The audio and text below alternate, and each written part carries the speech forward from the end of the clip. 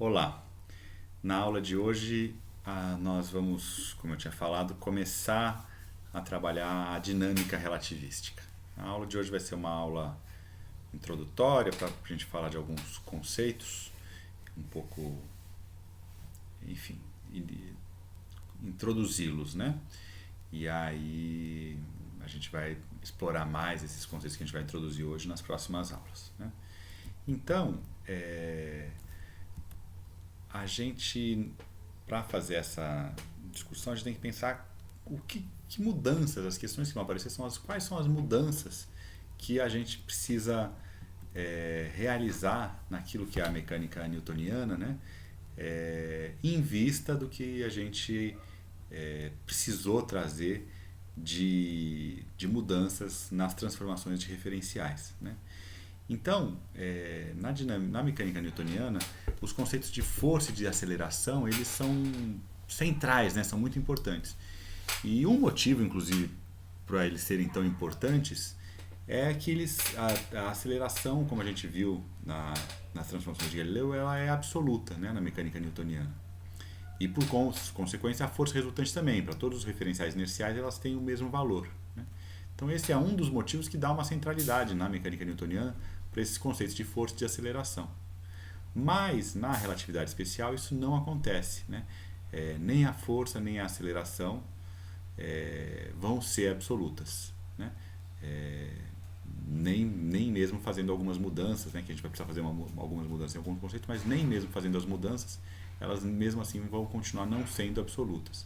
Então por isso elas vão perder a centralidade que elas tinham na mecânica newtoniana, né?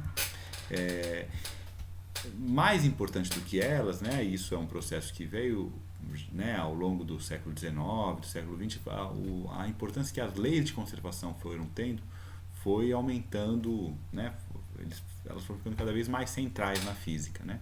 E isso aparece também na relatividade, né? E no caso a gente vai falar das leis de conservação justamente do momento e da energia, né? E, e elas vão ter então vão ter um papel muito mais central aí para a gente pensar a dinâmica do que propriamente pensar a relação das forças e das acelerações, né? É, lógico que, né, a gente falou antes, né, a força ela era absoluta na mecânica newtoniana e deixa de ser na relatividade especial. O momento linear já não era absoluto, né? Porque o momento linear, assim como a energia, né, eles dependem da velocidade de um corpo e como a velocidade é uma grandeza relativa, então eles eram na mecânica newtoniana relativos e vão continuar sendo relativos, né? Entretanto, o que a gente vai verificar é que a conservação, né, dessas grandezas do momento e da energia, ela vai se verificar em qualquer referencial, né? Enfim, a gente vai precisar, para isso a gente vai precisar na verdade reconstruir esses conceitos de momento e de energia para que justamente a gente construa uma lei de conservação que, ainda que o momento tenha um valor diferente para de acordo com cada referencial de um corpo, mas a conservação, né, num dado fenômeno do momento da energia vai se dar sempre para qualquer que seja o referencial. Então o valor não é o mesmo, né, dependendo do referencial, mas a conservação permanece igual. A equação de conservação, né, ela permanece válida, né?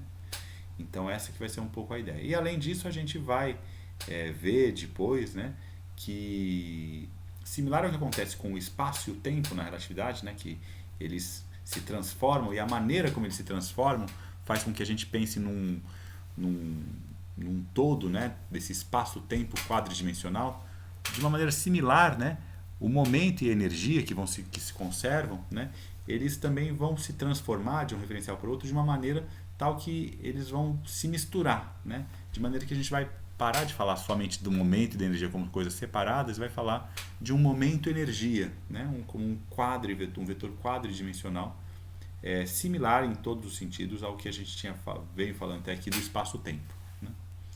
E então o assunto, na verdade, da aula de hoje é justamente a gente falar sobre as transformações que esses conceitos de momento e de energia sofrem na relatividade especial, para que as leis de conservação do momento e da energia fiquem válidas para todos os referenciais de acordo com as transformações de referenciais que acontecem na relatividade especial, né, as transformações de Lorentz. Então, essa aqui é um pouco a ideia, né? Como que a gente vai fazer uma adaptação nesses conceitos, né? E aí, a estratégia que a gente usa, né, vai usar para reformular esses conceitos, né, e essa é uma ideia bastante geral, né, de quando aí com a relatividade, depois também com a mecânica quântica num sentido diferente vai aparece a mesma ideia, né? Então a gente precisa reformular alguns conceitos clássicos, mas a gente faz isso preservando aquilo que a gente chama de um limite clássico, né? No caso aqui da relatividade, ele está associado às baixas velocidades. Então, nesse limite clássico, as previsões, a gente vai impor, né, vai demandar que aquilo que a mecânica newtoniana já previa continue se verificando da mesma maneira, né? Então a ideia, aí aparece a ideia de que a teoria da relatividade vai fazer uma extensão, né, da mecânica newtoniana, né? E nesse sentido parece que a gente teria uma relação de uma certa continuidade, né, como se a teoria da relatividade fosse um aperfeiçoamento, né, da mecânica newtoniana. Mas isso é só uma face da moeda, né? Só um pedaço da história. Porque, ao mesmo tempo, então aqui a gente vai preservar esse limite clássico, né? Em que as previsões da mecânica newtoniana vão se verificar, a gente vai precisar fazer transformações nesses conceitos, porque justamente e aí, enfim, o que vai demandar que a gente faça as transformações dos conceitos são as transformações de Lorentz, né? A forma como a gente consegue, sabendo como que acontece como que funciona, qual é a previsão, né, de uma situação dinâmica para baixas velocidades, que a gente tem o limite clássico, a gente pode descobrir como devem ser essas regras para altas velocidades aplicando as transformações de Lorentz, né? Com as transformações de Lorentz, a gente pode verificar quais devem ser as relações no limite de altas velocidades, né? Enfim, aí a gente vai ter que construir uma lei física que seja válida, a mesma lei física seja válida para todos os referenciais, tanto de baixas velocidades quanto de altas velocidades. E isso vai fazer com que, ainda que as previsões quantitativas da mecânica newtoniana sejam verificadas para baixas velocidades, os conceitos, né, as grandezas associadas às grandezas físicas que a gente vai trabalhar, né, vão mudar radicalmente de significado. Então, por um lado, a gente tem previsões quantitativas parecidas nesse limite clássico, por outro lado, os conceitos são virados de pernas para o ar, né? E aí, então a gente tem esses dois lados aí, né, de uma ruptura conceitual muito grande, ao mesmo tempo que você preserva um domínio você preserva as previsões clássicas aí, né, para baixas velocidades, né? Então você tem uma ruptura e uma continuidade, né, ao mesmo tempo, né?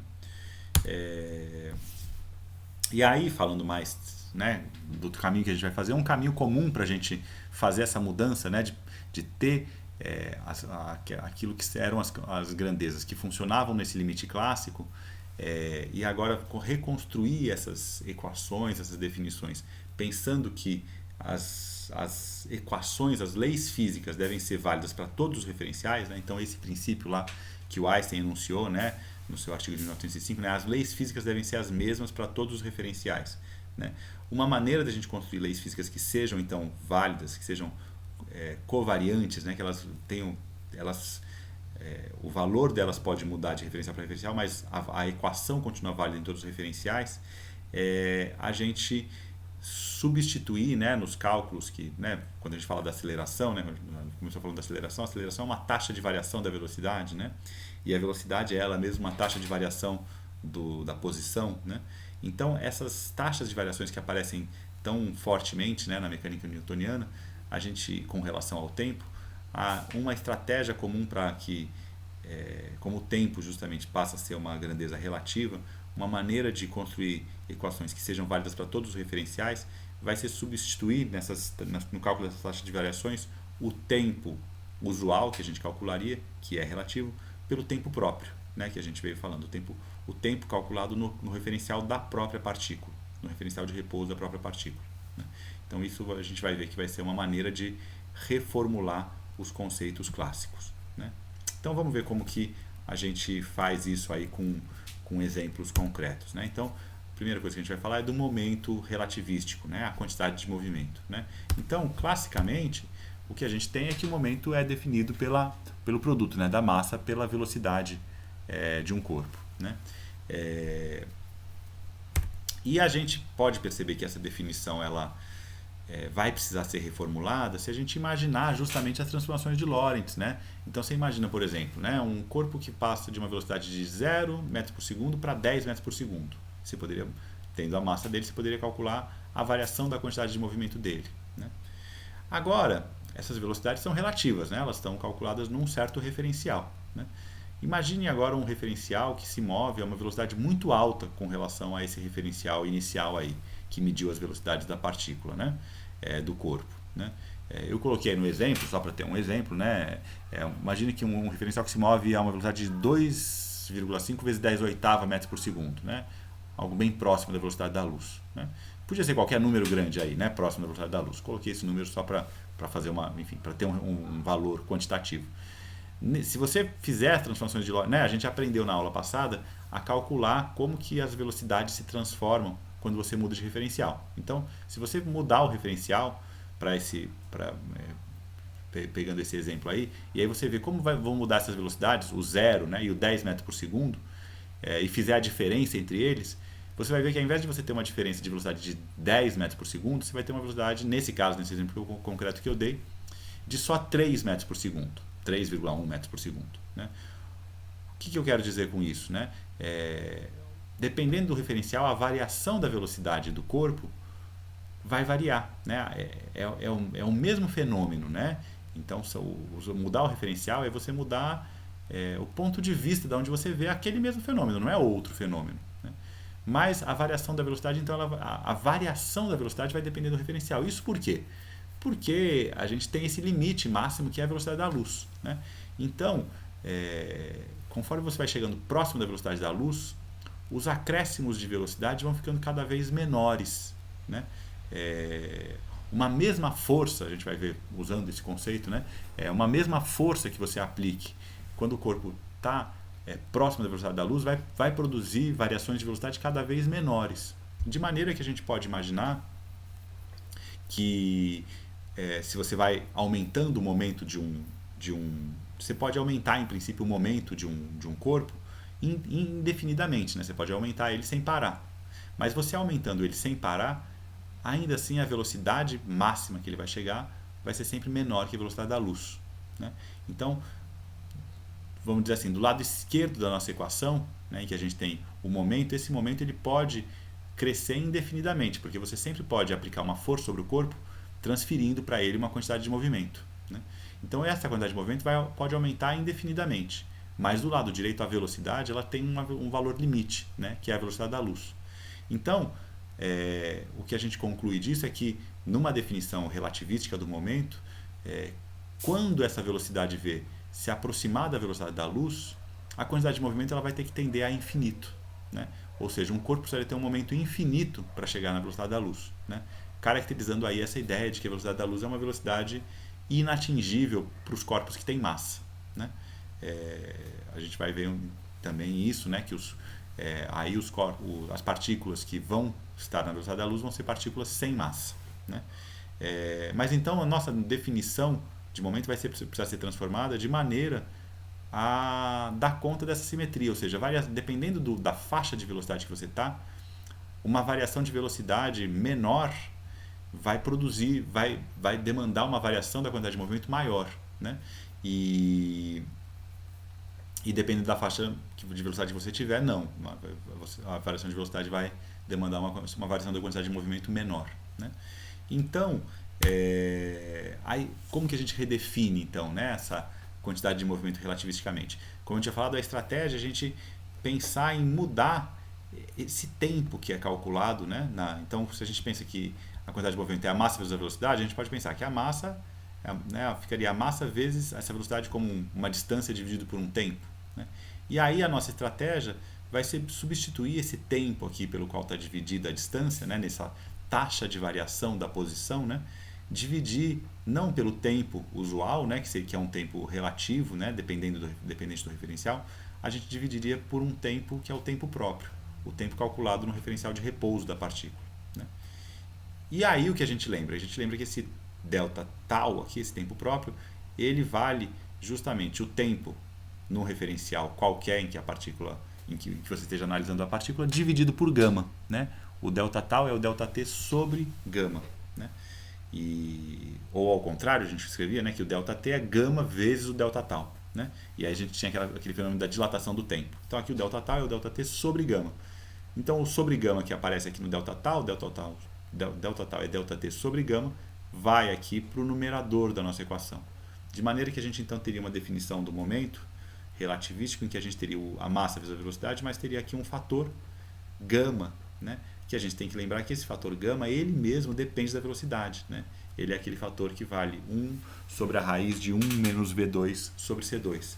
Então, e esse fator gama é um fator que para velocidades baixas ele tende a 1, né?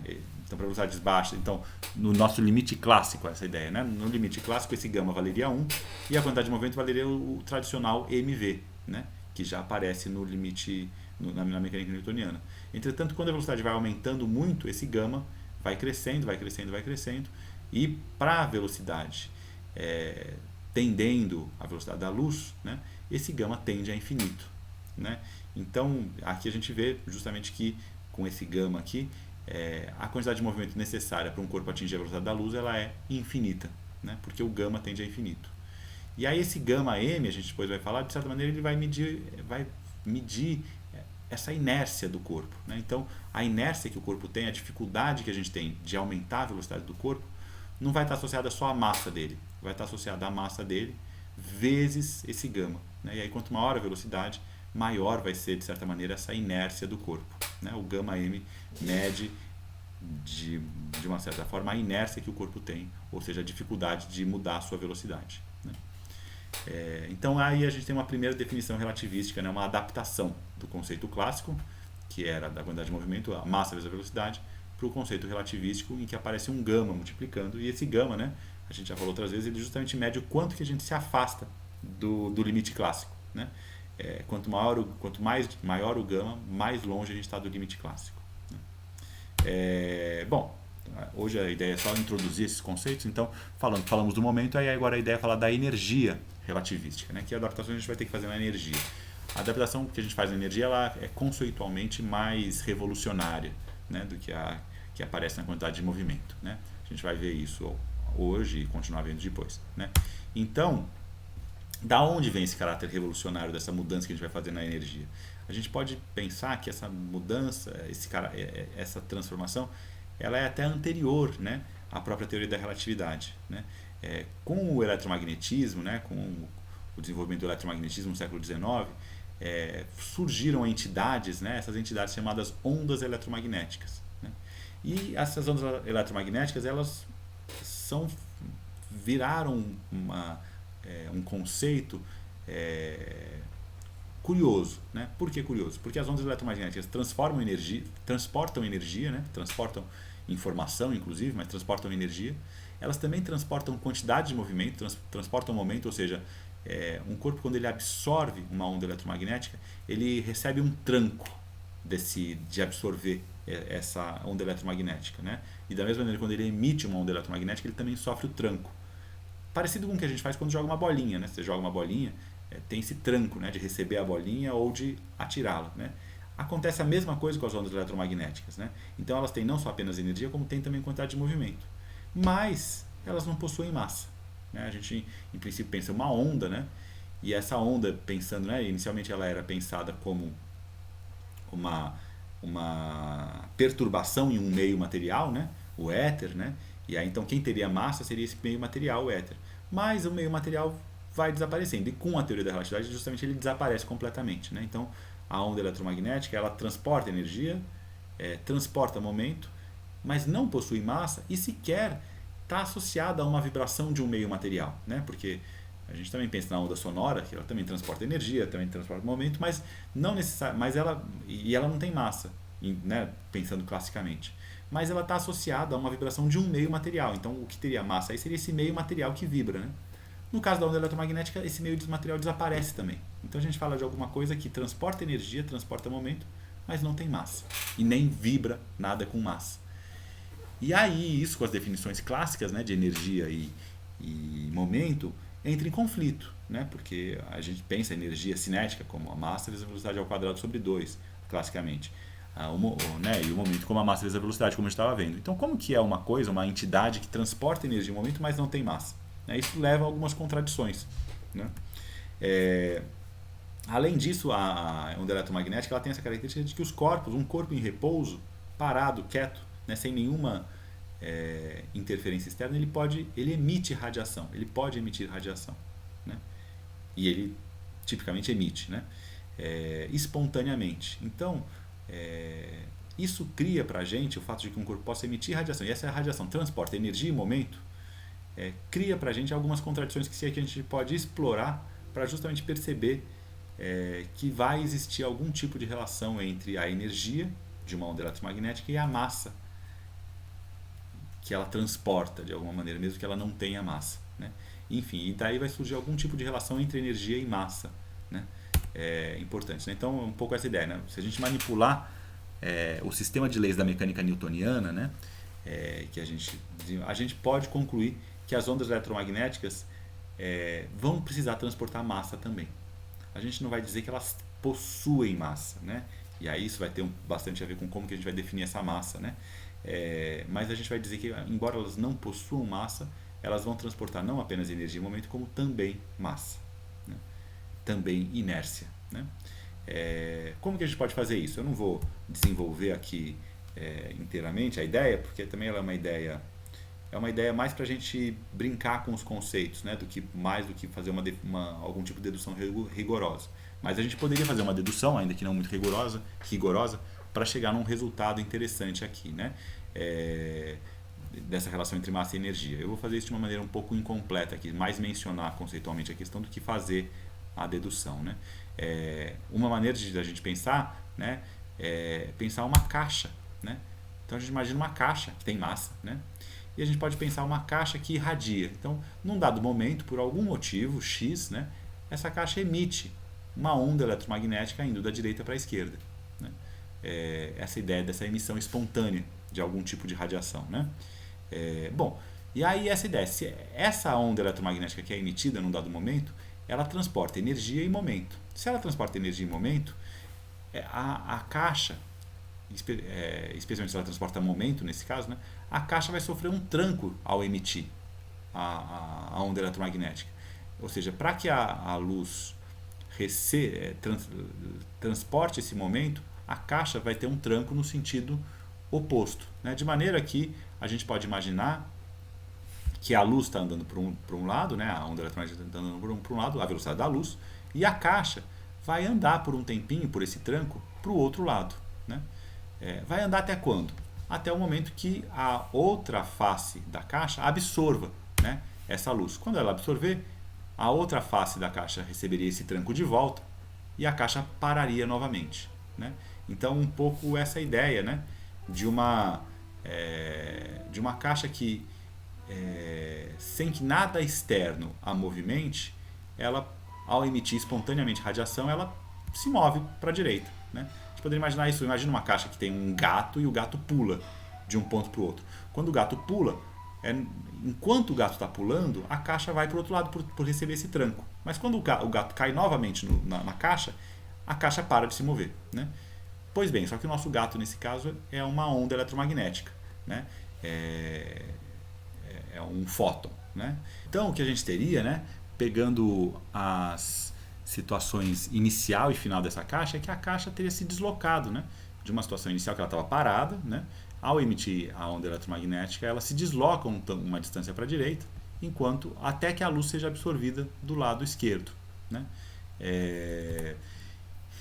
Então, como eu já falei, né, a caixa ela vai começar a se mover e depois vai parar de se mover sem que tenha tido qualquer força externa que atua sobre ela. O que apareceria de uma força aqui seria uma força interna, né, associada à interação dela com a onda eletromagnética. Né? Só que isso gera uma contradição para a gente, porque não é possível que um sistema se mova, ganhe velocidade e se mova, né? Ele pode até se mover se ele já tinha velocidade, mas ele estava parado e aí ele ganha uma velocidade. Não é possível que ele ganhe essa velocidade e se mova sem que tenha atuação de uma força externa. Né?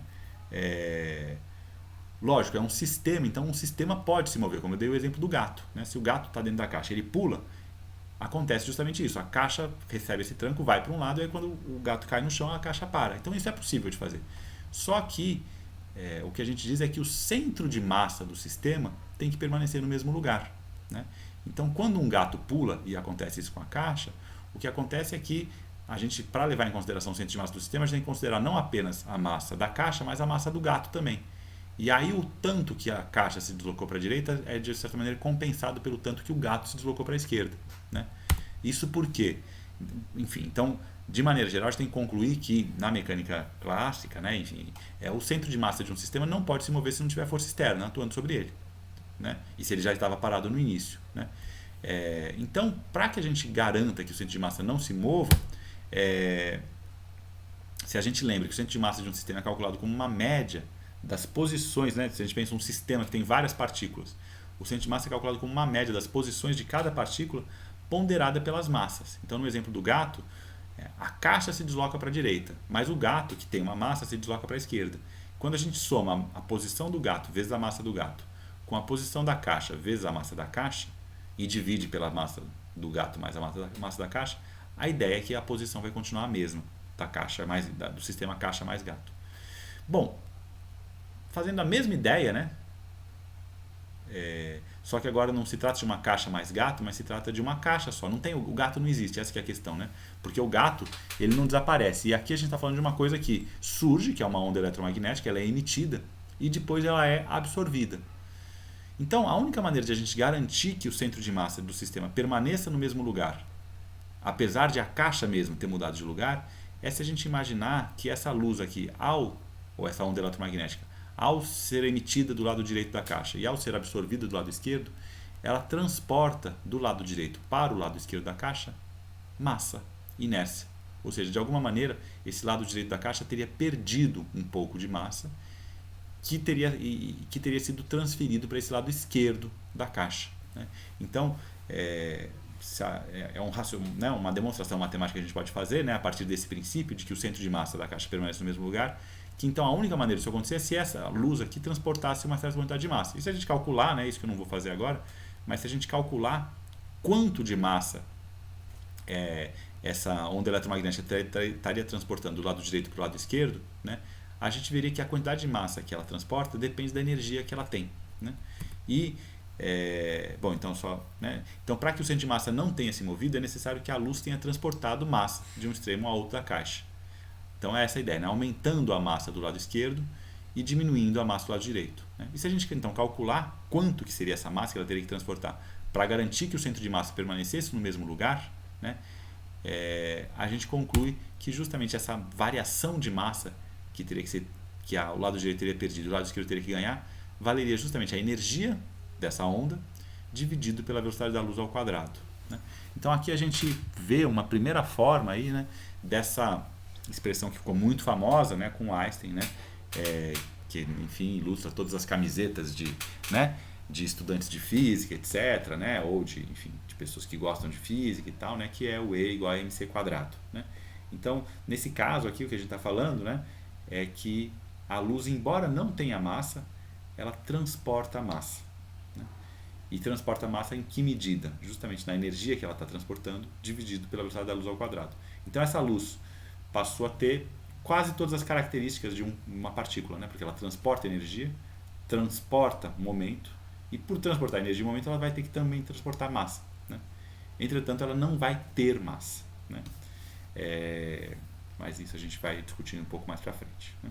Então, enfim, então aqui a gente vê um contexto, né, dessa relação entre massa e energia justamente associado a esses corpos, né, que a gente nem imaginaria isso como um corpo material, né? A gente imagina a onda eletromagnética, a gente não imagina ela como um corpo material. Entretanto, mesmo não sendo um corpo material, né, dotado daquelas características que são tradicionais, né, dos corpos materiais, a impenetrabilidade, né, essas características que justamente a física moderna vai fazendo elas desaparecerem, né? Os corpos materiais, o que caracteriza esse caráter tangível do corpo material vai ser uma coisa, mais uma impressão do que uma realidade, né? E aí então essa coisa que em princípio seria não material, né, que seria a luz, não sendo material, ela tem as características de uma partícula, né? Não a impenetrabilidade, mas ela vai transportar então energia, momento e inércia, massa, né? Então aí a gente já vê um pouco o tipo de revolução que vai aparecendo, né, conceitual nessas novas definições da relatividade, né? Porque a massa que na mecânica newtoniana o Newton definia, né, com a quantidade de matéria de um corpo, né, essa massa aí ela vai cada vez mais se desvincular da noção de matéria, né? E a noção de matéria vai ficando cada vez também mais difícil da gente entender o que significa, né? Mais imprecisa, né? A massa vai adquirir uma precisão e vai se desvincular da ideia de matéria, e a matéria mesmo vai ficando uma coisa cada vez que a gente sabe menos o que significa, né? Bom, falado disso, a gente pode voltar aí para o nosso contexto lá de corpos que tem um certo momento, né? E pensar como que um corpo agora, um corpo material, vamos dizer assim, né? Voltar para essa ideia de um corpo com massa, né? E que a gente classicamente já atribuiria uma massa a esse corpo, né? E pensar como que a gente falaria de um tipo de energia desse corpo, que seria a energia cinética, né? Bom, como que a gente calcula a energia cinética na mecânica newtoniana, né? A gente calcula a energia calculando o trabalho que você precisa fazer sobre um corpo para que ele acelere desde o repouso até a velocidade v, né? Então o trabalho né, ele representa, né, a transferência de energia, né? Então, calculando o trabalho que você precisa fazer para que o corpo parta do repouso e chegue na velocidade v, você calcula quanto de energia você deu para ele que ele chegue nessa velocidade. E essa energia, então, a gente chama de energia cinética, né? Energia associada ao movimento. Bom, é assim que se faz, né, na mecânica newtoniana, é assim que a gente chega na expressão mv²/2, né, na mecânica newtoniana, e a ideia é a gente fazer a mesma coisa aqui no contexto da teoria da relatividade, né? Só que o que vai mudar, né? A gente viu que o nosso momento linear não é mais calculado como mv, ele é calculado como gama mv, né?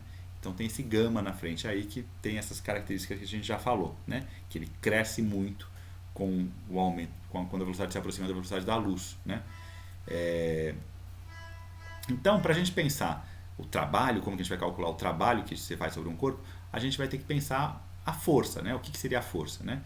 E aí a gente pode fazer tal como a gente fazia na mecânica newtoniana, né? Então a força na mecânica newtoniana é a variação da quantidade de movimento no tempo, né? Então é o ΔP sobre ΔT. A gente vai fazer a mesma coisa aqui, definir a força dessa maneira, como dP dt, né? A variação da quantidade de movimento aí no tempo, né? E aí, com essa definição, a ideia é a gente calcular qual é o trabalho exercido pela força, né? Para acelerar ela da velocidade zero até a velocidade v. Então, como que a gente calcula esse trabalho, né? A gente vai calcular o trabalho como sendo a força vezes o deslocamento, né? Como a força vai ser uma força variável, né? Então, a gente tem que fazer isso como uma integral, né? Então, a força, então esse termo que aparece aqui, né? A força é a derivada do momento. O momento é gama mv, então fica d gama mv dt. Isso aqui seria a derivada do momento, que seria a força, vezes o elemento de distância dx, né? A gente imagina a força na direção x, né? E aí a gente faz então a força vezes o dx. Isso numa integral, em que aqui está até um pouquinho errado, mas tudo bem, faz parte. Os limites de integração estão errados aqui, porque eu corrijo aqui ao vivo mesmo, né? Porque em princípio a gente está fazendo essa integral aqui no primeiro momento integrada na variável x, né? Na variável x, que é uma distância, então os limites teriam que ser de distância e não de velocidade. Mas tudo bem, a gente já vai mudar em breve a variável de integração de x para v, e aí esses limites vão estar corretos, tá? Então é só essa imprecisão aqui que está escrita, né? Bom, e aí eu vou fazer esse trabalho agora, né, algébrico, né? Agora a gente faz um parêntese na aula de física e vai fazer uma aula de cálculo, né? Fazer com um certo detalhe o cálculo dessa integral, porque, enfim, para que, né, isso não é essencial para o entendimento, ao mesmo tempo é isso, né? Às vezes é ruim quando a gente vê uma dedução e a gente não consegue entender os passos dela, né? Então eu vou fazer com algum detalhe essa dedução. Não sei se isso é muito útil numa aula online ou não, mas né, a dedução está toda feita no livro de vocês podem ver. O que eu vou fazer aqui, o motivo, o sentido que eu vejo de eu fazer aqui, repetir o que está no livro de certa maneira, é destacar um pouquinho mais alguns passos que talvez na leitura do livro vocês percam, né? E aí aqui a gente pode falar com mais detalhe. Então, calcular essa integral aí, né? Esse trabalho aí que vai ser, né? A variação, vai ser a energia cinética da partícula, né? Então, como que a gente vai fazer isso, né? A primeira coisa que a gente vai fazer é que a gente vai pegar a expressão que aparecia aqui e a gente vai, como eu falei, mudar a variável de integração dela, né? Então, e ainda está errado aqui os limites de integração, tá? Vocês perdoem essa como fala, essa imprecisão aqui, né? Mas a gente vai corrigir depois, né? Porque num primeiro momento o que a gente faz, e é exatamente o que a gente faria também na mecânica newtoniana, né? Só não teria esse gama aqui, né? Então a gente teria a derivada do momento do mv, né, com relação ao tempo, dx. E aí a gente pode mudar esse dt de lugar, né? Então esse dt vai para debaixo do dx, fica dx dt. Dx dt é a velocidade, né? E se fosse classicamente, o que a gente teria aqui seria dmv, sem o gama, né? Aí o m poderia sair para fora da integral e a gente teria aqui v dv e o m para fora. E a integral de v dv daria o v quadrado sobre 2 da energia cinética clássica que a gente conhece, né? Então aqui a ideia é a mesma, né? Então a gente fez isso aqui, né? Trocou aí a variável de integração, né? Com esse dt mudando de lugar, aqui ficou v. Só que aqui a gente tem esse d gama mv, ou seja, a nossa variável de integração nesse momento é o gama mv. Então o correto aqui nos limites de integração é que estivesse aqui de 0 até gama mv, né? Que seria o nosso limite de integração, né? Bom, mas tudo bem, porque a ideia é a gente justamente desenvolver essa variável de integração, transformando ela numa variável de integração associada diretamente à velocidade, né? O m, a massa, pode sair para fora dessa integral, porque a massa não depende da velocidade, né? Entretanto, o gama não pode sair para fora da integral, porque o gama, a gente tem que lembrar que o gama é aquele 1 sobre a raiz de 1 menos v2 sobre c2 ao quadrado. Ele depende da velocidade, né? Então essa integral aqui ela é mais chatinha de fazer.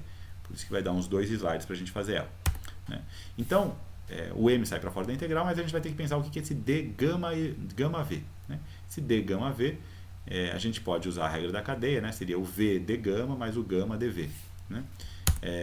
E aí então a gente lembra que o gama é isso, é 1 sobre a raiz quadrada de 1 menos v2 sobre c2, né?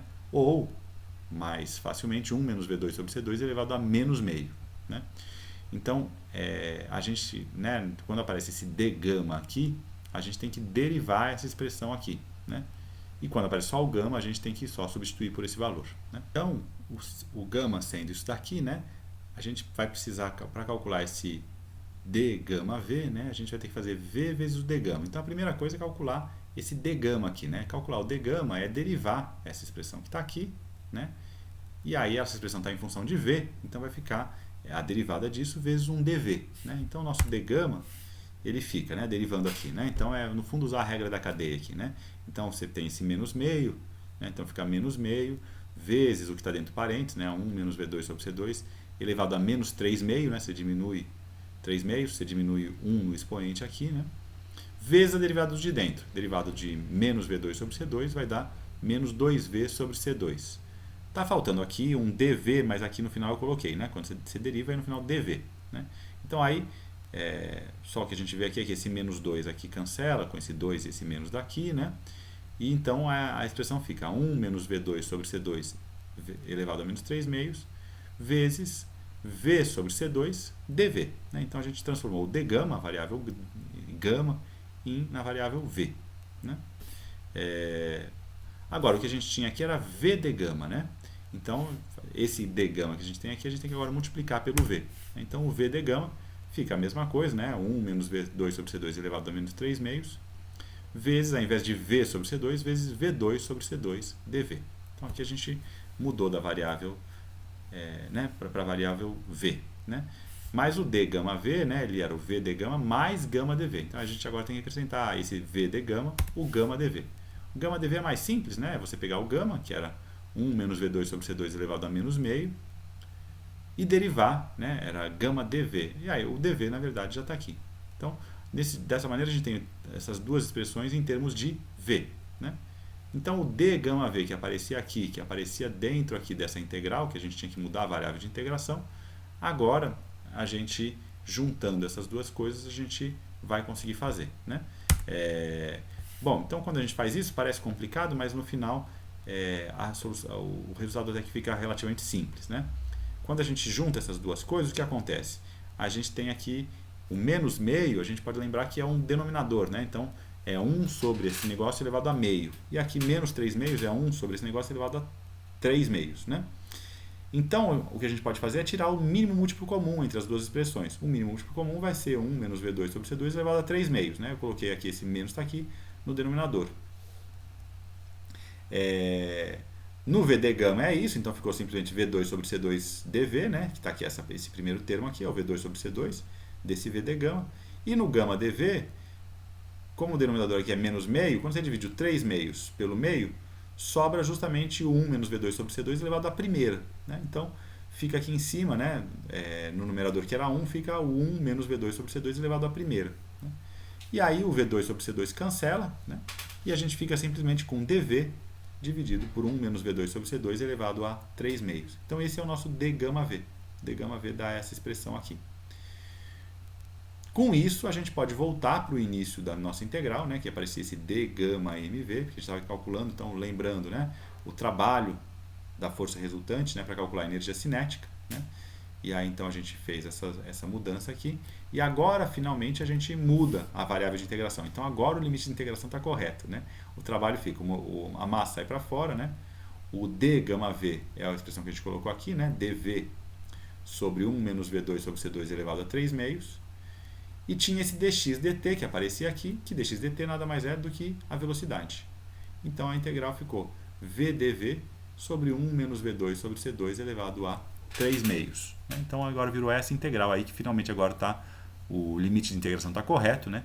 É de 0 até a velocidade v, que a gente estaria calculando esse trabalho, né? Bom, como é que a gente faz essa integral? Mas precisamos de mais um slidezinho para isso. A expressão está aí, né? E aí o que a gente faz nesse momento é uma mudança de variável, né? Então, enfim, estou fazendo com os detalhes aí que o livro justamente evita de fazer, né? Ele já coloca o resultado direto.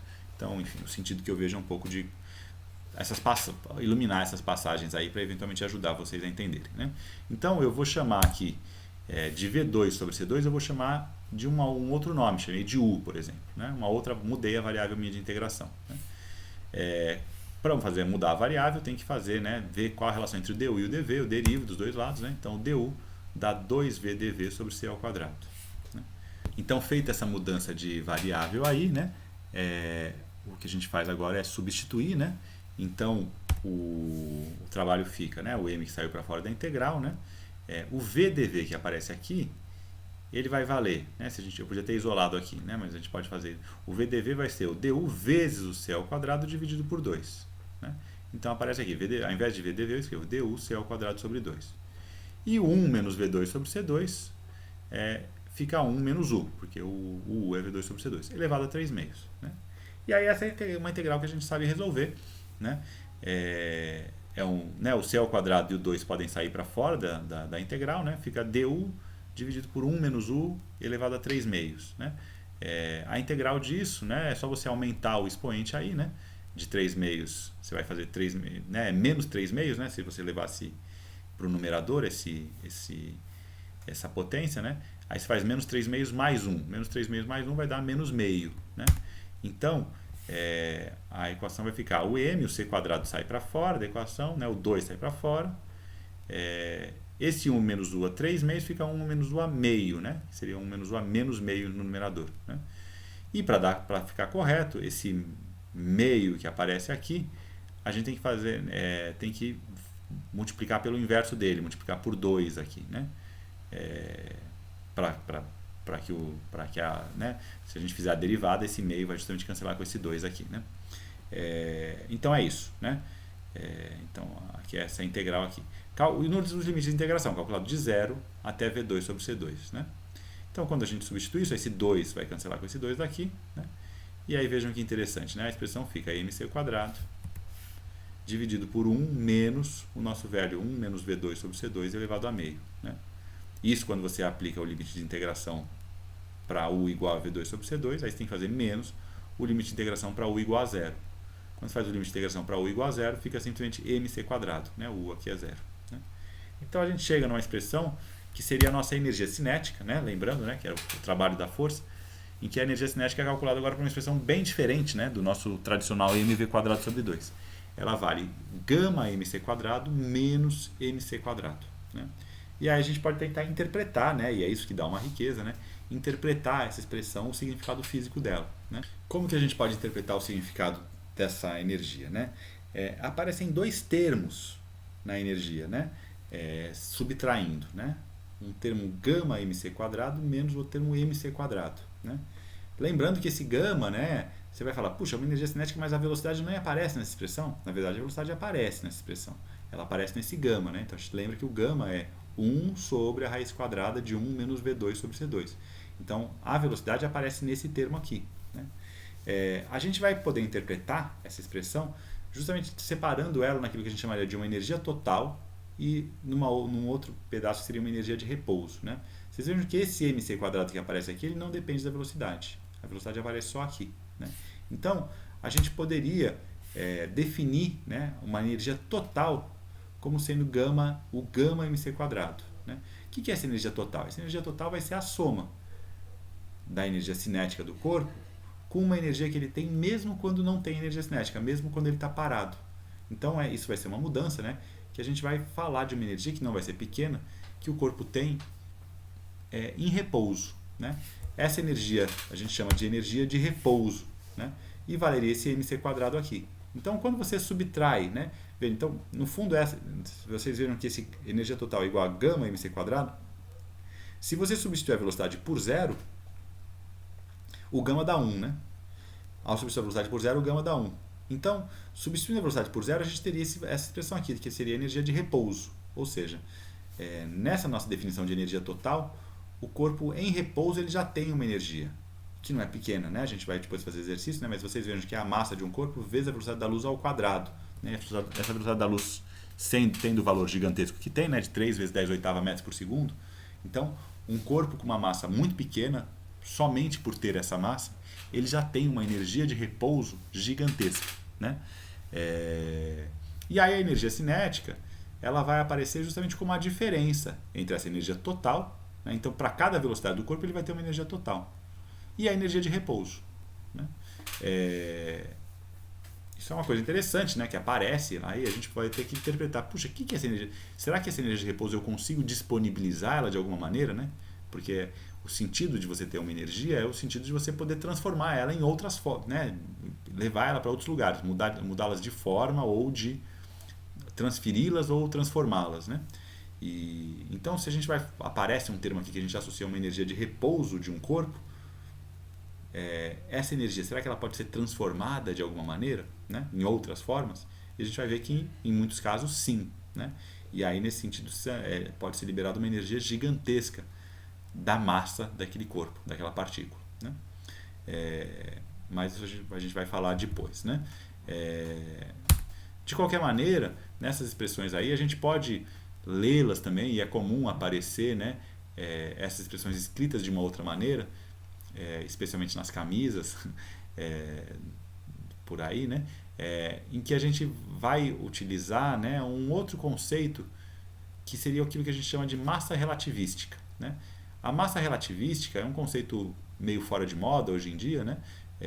Mas de qualquer maneira bastante presente, né? Nos materiais de divulgação científica, etc. Né? É um conceito de massa que a gente pegaria o que a gente está chamando de massa do corpo, que em outros contextos a gente poderia chamar essa massa de repouso. Né? Aqui a gente está chamando simplesmente de massa, mas seria a massa a gente poderia imaginar, né, nessa definição de massa relativística, a gente imaginaria que a massa do nosso corpo dependeria da velocidade. Né? A massa seria o gama, a massa relativística seria o gama vezes essa massa de repouso, vamos dizer assim. Né? E o gama, vamos lembrar que o gama é uma expressão que depende da velocidade. Né? É a raiz de 1 menos V2 sobre C2 elevado a meio. Né? 1 sobre a raiz de 1 menos V2 sobre C2 elevado a meio. Então, essa definição de massa, ela faria com que esse nosso conceito de massa a massa fosse uma coisa que não fosse absoluta. A massa, justamente nessa definição, dependeria do referencial. Porque como a velocidade de um corpo depende do referencial, nessa definição, essa massa relativística ela depende do referencial, ela não seria um absoluto, né? Ela seria uma coisa que depende da velocidade. E o sentido de você definir a massa dessa maneira é você dizer que, justamente, né, vamos lembrar, né, esse gama ele vai crescendo muito conforme a velocidade vai se aproximando da velocidade da luz. Então essa massa, nessa definição, a massa relativística, ela iria crescendo muito, tenderia a infinito no limite em que a velocidade do corpo se tendesse à velocidade da luz. Isso significa que isso explicaria para a gente essa ideia de que a inércia do corpo vai aumentando com a velocidade dele, ou seja, vai ficando cada vez mais difícil acelerar um corpo conforme aumenta a sua velocidade, né? Conforme ele se aproxima da velocidade da luz. Aquela ideia que a gente falou antes, de que o momento ele tende a infinito de um corpo, quando a velocidade dele se aproxima da velocidade da luz, a gente poderia entender isso pensando que a massa do corpo tenderia a infinito, né? Então seria uma maneira de entender aí a partir da massa relativística. Bom, a gente pode depois fazer a crítica desse conceito, ver se ele é mais interessante ou não. Nesse momento a gente está mais preocupado com o vocabulário. Então, nessa definição de massa relativística, a gente poderia, por exemplo, modificar, né, a expressão da energia total do nosso corpo, que vale γ_mc², esse γm seria a massa, né, e a energia total do corpo valeria a famosa, né, como aparece de maneira mais comum, né, essa expressão aí, né, na relação mc², né? Então, nesse caso, a massa do corpo seria essa massa relativística nessa expressão, né? E aí a gente diria, né, e aí fica mais implícito ainda, né, onde é que está a velocidade aparecendo aqui nessa expressão da energia total? Está dentro dessa expressão da massa, porque a massa dependeria da velocidade, né? Então, a energia do corpo aumentaria conforme a velocidade dele aumentasse, nesse conceito aqui, porque a própria massa do corpo aumentaria, né? Enfim, e a gente pode ver quanto que aumentaria, né? Enfim, a gente vai, nos exercícios, vai fazer algumas continhas aí, porque acho que é interessante justamente a gente ver o valor dessas coisas, né? Mas eu vou deixar isso para os exercícios, né? Bom, então dessa maneira, né, com essa massa relativística, a gente também a expressão do momento linear que a gente tinha trabalhado, né, que era γmv, se a gente definir desse jeito a massa relativística, a gente tem a velha expressão. Tá faltando o vetor aqui, né? Lembrar que o momento linear é um vetor, faltou escrever, vocês imaginem que está o vetor aqui. Eu não vou refazer agora essa transparência para gravar de novo. Então, o vetor momento linear, ele adquiria a expressão usual dele, clássica dele, né, da mecânica newtoniana. Seria a massa vezes a velocidade. Mas, por trás dessa expressão, que parece a mesma coisa da física newtoniana, está um conceito totalmente diferente, né, que é essa massa aqui, que na verdade não é uma massa fixa, né, ela é uma massa que vai mudando com a velocidade. Então, com isso, a gente termina essa nossa primeira aula aí a propósito da dinâmica relativística, né? Em que eu tentei trazer essas mudanças conceituais que apareceram aí nos conceitos de energia e momento, né? Aí a ideia eu vou colocar alguns exercícios para vocês, por enquanto, só calcularem essas questões aí, justamente verificarem, né? Uma coisa que a gente não fez aqui na aula é verificar essas mudanças, em que limite, né, que a gente falou, no limite clássico que essas coisas parecem que continuam a mesma coisa, né, embora conceitualmente seja radicalmente diferente, mas quantitativamente no limite clássico dá a mesma coisa, né, na medida que esse gama se aproxima de 1, né? E por outro lado, como esses conceitos vão mudando radicalmente quando a gente tem velocidades mais próximas da velocidade da luz, tá? Então é isso por hoje, até a próxima semana. Abraços.